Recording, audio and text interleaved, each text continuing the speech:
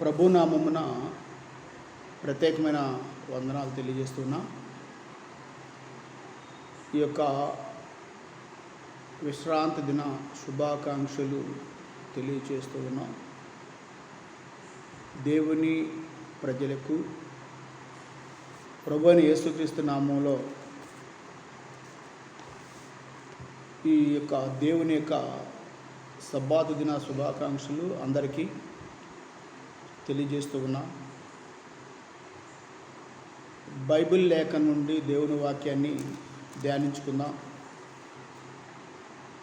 బైబిల్లోని దేవుడు ప్రభువైన యేసుక్రీస్తు వారు చెప్తున్నటువంటి మాటలు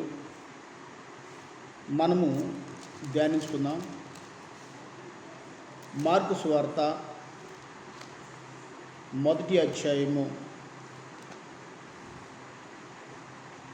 15వ వచనం. కాలము సంపూర్ణమైనది, దేవుని రాజ్యము సమీపించుచున్నది, మారు మనసును పొందుడి, సువార్తను నమ్ముడి అని చెప్పుచు దేవుని సువార్త ప్రకటించుచు యేసుక్రీస్తు వారు గలిలయలోనికి వచ్చాడు. దేవుని వాక్యం యేసుప్రభు వారు ఈ లోకానికి పంపించబడిన తర్వాత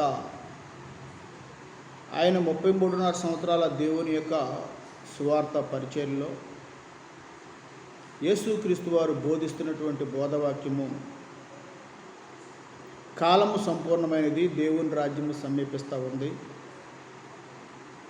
మారు మనసును పొందండి, సువార్తను నమ్మండి అని చెప్పుచు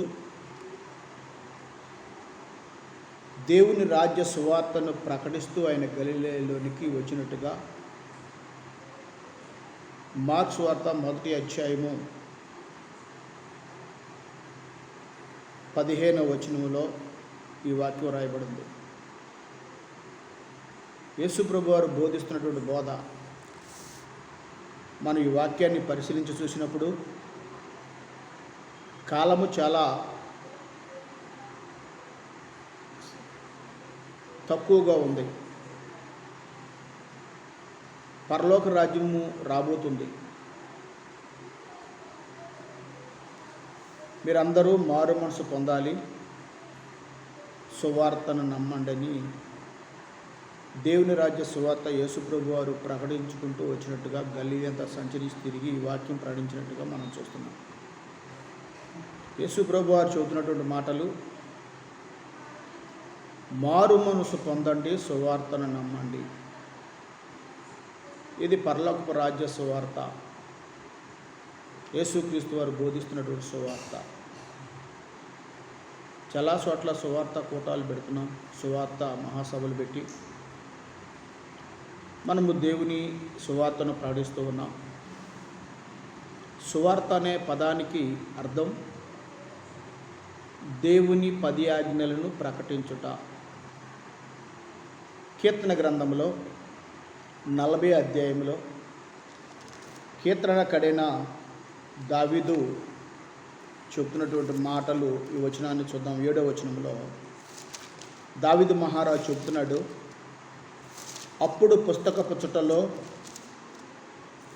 నన్ను గూర్చి రాయబడిన ప్రకారం దేవా నేను వచ్చి ఉన్నాను.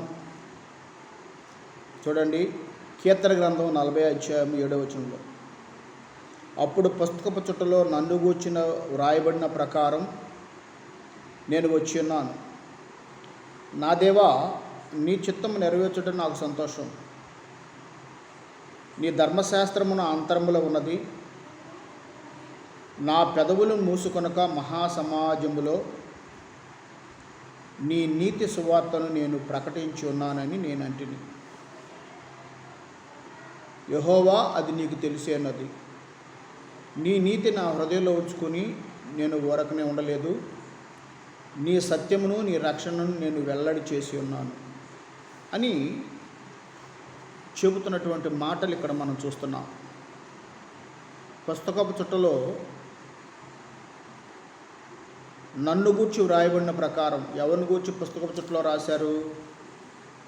యేసుక్రీస్తు వారి గురించి ద్వితీయోపదేశకాండం 18:18లో మోషేతో దేవుడు చెప్పాడు, మోషే రాశాడు, నీవంటే ఒక ప్రవక్తను వారి సహోదరుల్లో పుట్టిస్తాను, అతని నోట నా మాటలు ఉంచుతాను, నా నామమును తెలియచేయు నా మాటలు అతడు వారికి ప్రకటిస్తాడు, అతని మాట విననటువంటి వారిని గూర్చి విచారణ చేస్తాడని ద్వితీయోపదేశకాండము 18:18-19 వచనాల్లో రాయబడింది. యేసుక్రీస్తు వారిని పుస్తకపు చుట్టలో రాయబడిన మాట ప్రకారం నేను వచ్చాను. నా దేవా, నీ చిత్తము నెరవేర్చడం నాకు సంతోషం. ఏంటి దేవుని చిత్తం, తండ్రి చిత్తం? నీ ధర్మశాస్త్రము నా అంతరంగంలో ఉన్నది. యెహోవా ధర్మశాస్త్రం వేరండి, మోషే ధర్మశాస్త్రం వేరండి. యెహోవా ధర్మశాస్త్రాన్ని దేవుడు సీనాయి పర్వతం మీద తన చేతి వ్రేలితో రాసి మోషేకి ఇచ్చాడు, నిర్గమకాండం 31:18లో. కానీ మోషే ధర్మశాస్త్రాన్ని ద్వితీయోపదేశకాండము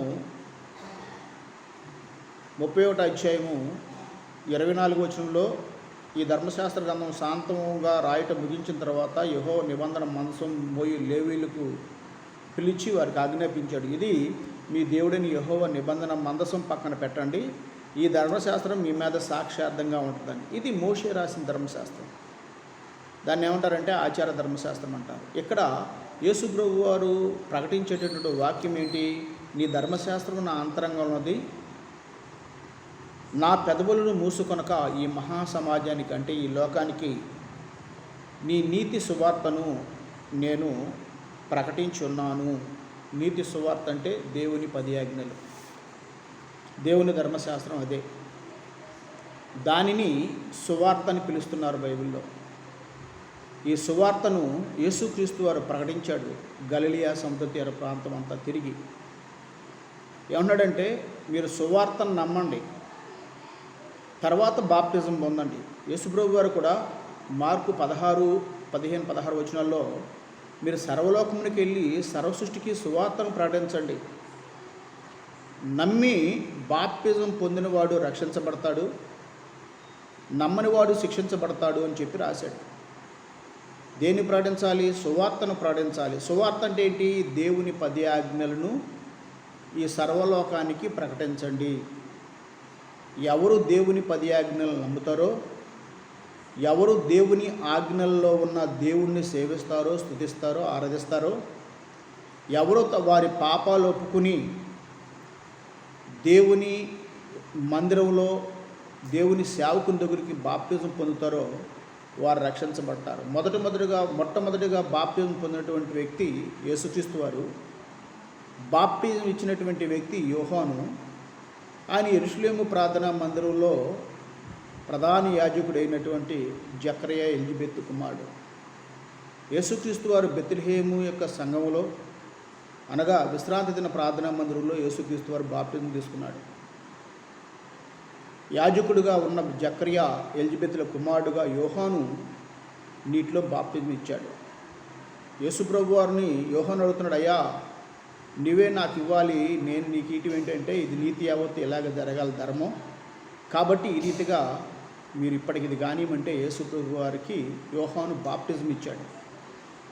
యోహాను దగ్గర యేసుక్రీస్తు వారు ఎందుకు బాప్తిజం పొందాడంటే, ఆయనకు యాజక గోత్రంలో ప్రధాన యాజకుడు ఉన్న జకర్యా కుమారుడు కనుక, యాజకుడు కనుక, దేవాలయంలో పాస్టర్ గారు యొక్క కుమారుడు, సేవకుడు కనుక ఆయన దగ్గర యెరూషలేము దేవాలయంలో యెరూషలేము సంఘంలో యేసుక్రీస్తు వారు బాప్తిజం తీసుకున్నాడు. ఈ బాప్తిజం తీసుకోవడం ఒక వ్యక్తి అయితే, బాప్తిజం తీసుకునేటటువంటి వారు చేయవలసింది ఏంటంటే దేవుని సువార్తను నమ్మటం. దేవుని సువార్త అంటే దేవుని యొక్క ధర్మశాస్త్రాన్ని అనగా 10 ఆజ్ఞలను నమ్మటమే సువార్త. అదే యేసు తన శిష్యులకు అప్పగించినటువంటి బాధ్యత. మీరు సర్వలోకానికి వెళ్ళి సర్వసృష్టికి సువార్తను ప్రకటించండి. సువార్త అంటే ఏంటి? నీ ధర్మశాస్త్రాన్ని నా అంతరంగంలో ఉంచుకున్నాను, నా పెదవులను మూసుకొనక ఈ మహాసమాజానికి నీ నీతి సువార్తను ప్రకటించాను. దేవుని యొక్క 10 ఆజ్ఞలను ఈ లోకానికి ప్రకటించానని యేసుక్రీస్తు వారు చెబుతున్నటువంటి మాటలు కీర్తన గ్రంథం 40 అధ్యాయంలో 7 నుండి 10వ వచనం వరకు రాయబడి ఉన్నాయి. నీ నీతిని నా హృదయంలో ఉంచుకుని నేను మౌనముగా ఉండలేదు, నేను ఊరకనే ఉండలేదు. ఏం చేశాడు? దేవుని ఆజ్ఞల్ని ఆయన హృదయంలో ఉంచుకుని దాచిపెట్టుకోలేదు. వాటిని ఏం చేశాడు?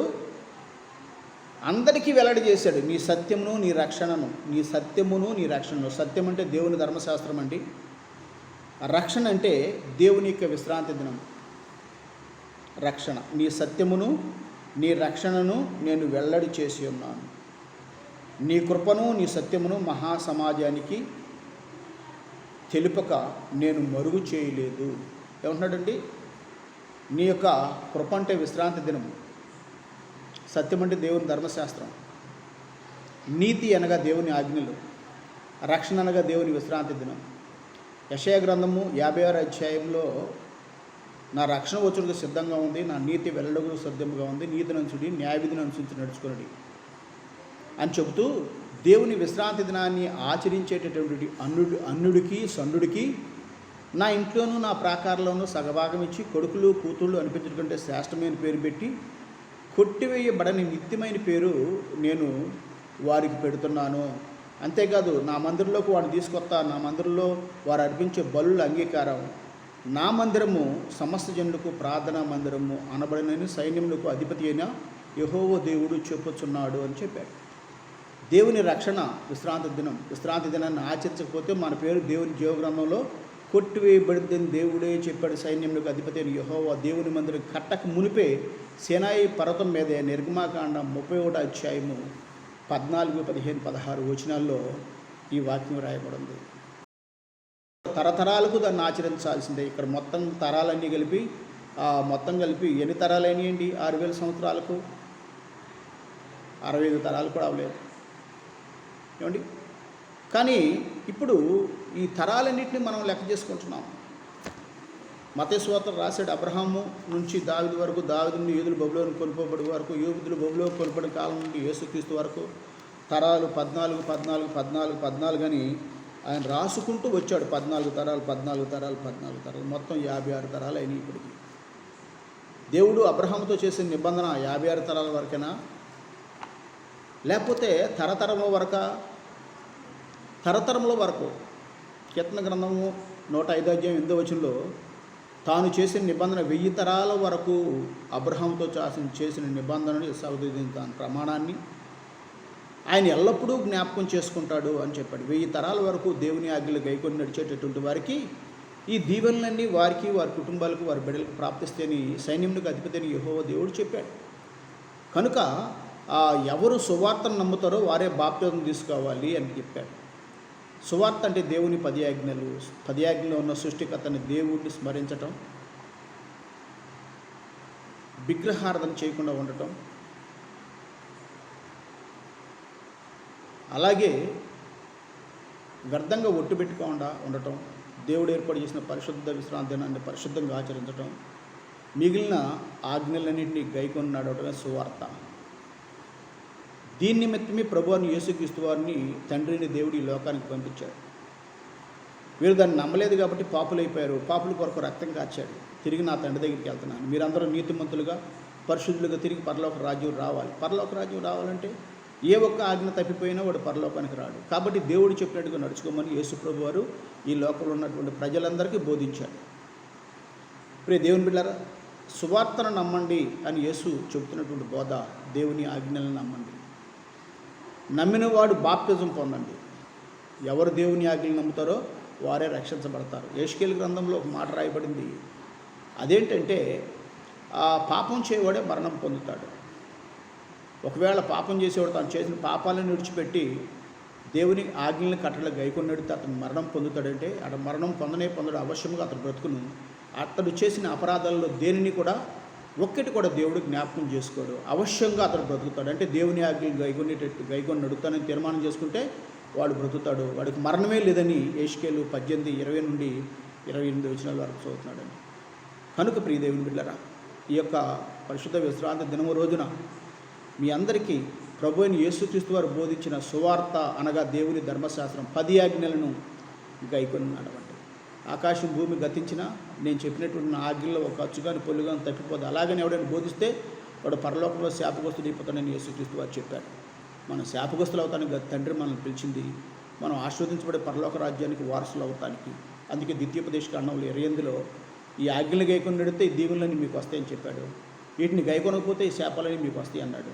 అంతేకాదు మాది 28 ద్వితీయోపదేశ కాండం 30:19లో ఆకాశాన్ని భూమిని సాక్షిగా పెట్టి నేను వెళ్తున్నాను, మీ తిరుగుబాటు నాకు తెలుసు, ఆ దినంలో అంతమంది కీడు మీకు ప్రాప్తించింది, నేను చెప్పిన మాట వినరు, నాకు వ్యతిరేకంగా నడుస్తారని మోషే ఆ ప్రమాణం చేశాడు.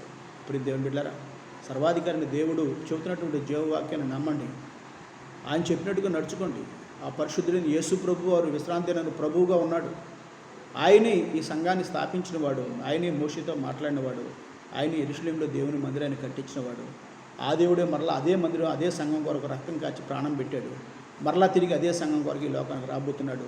ఆ మందిరం మరలా కట్టబోతున్నాం, అక్కడికి మనం అందరం వెళ్ళాలి. ఆ పరిశుద్ధ యెరూషలేము పరిశుద్ధ పట్టణంలోకి నీవు నేను మనం అందరం వెళ్ళాలంటే తప్పనిసరిగా అందరూ దేవుడు చెప్పినటువంటి 10 ఆజ్ఞలు గైకొని దేవుడు ఏర్పాటు చేసిన పరిశుద్ధ విశ్రాంతి దినాన్ని పవిత్రంగా ఆచరించేవారిగా ఉండాలి తరతరాల వరకు అని చెప్పిన మాట గుర్తుపెట్టుకుందాం. దేవుడి చిన్న మాటలను ఆస్వాదించునుగాక. దేవుని నామానికి మహిమ కలుగునుగాక. ఆమేన్.